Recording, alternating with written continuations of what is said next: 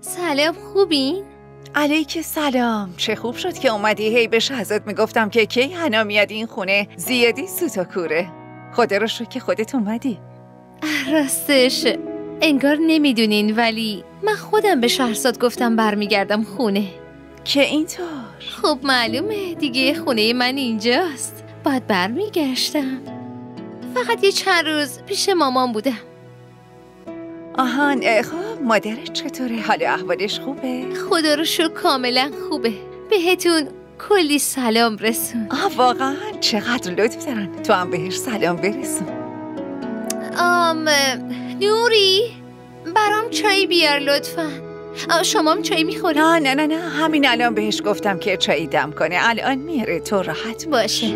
رسی حنا، یه چیزی میخوام بگم. من تا چند روز دیگه برمیگردم آمریکا و شهزاد دوباره تک و تنها میشه. به نظرم تو بهتره که کمتر بری خونه مادرت. اینا منظورم اینه که برو و بالاخره اون مادرته، ولی یه ذره کمتر برو یا با شهزاد برو.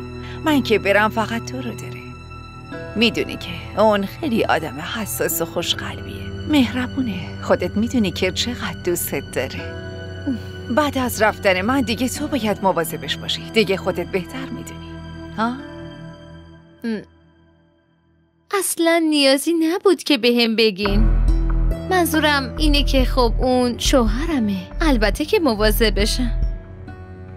میدونم که خیلی به شهزاد کمک کردی و اونو از گذشته غم انگیزش نجات دادی. امیدوارم همونطوری که قبل از ازدواج مواظبش بودی، امیدوارم که از این به بعدم همونطور صادقانه بتونی مواظب برادرم باشی. شما میخواین چی بگین؟ این که من با شهرزاد صادق نیستم؟ یا این که مواظبش نیستم؟ نه، منظور من این نبود. آبجی اون شوهر منه. خودم میدونم چه جوری باید مواظبش باشم. دوست ندارم اینجوری بهم گوشزد کنید لطفا. آروم، چرا اینقدر ناراحت شدی؟ مگه من چی به تو گفتم عزیزم؟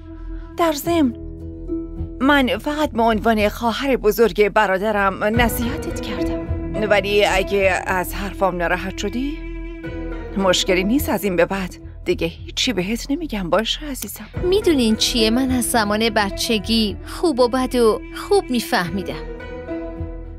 واسه همین هیچ وقت به کسی اجازه ندادم نصیحتم کنه. نه، تو اصلا منظور منو نفهمیدی.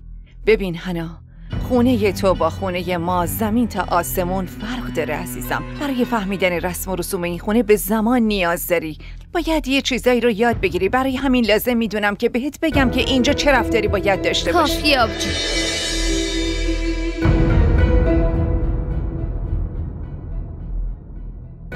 خیلی حرف اشتباهی زدین. میخواین چی رو ثابت کنین؟ که من از یه خانواده فقیرم؟ حنا؟ نه، شاید براتون سوء تفاهم شده. ما همیشه اینجوری نبودیم.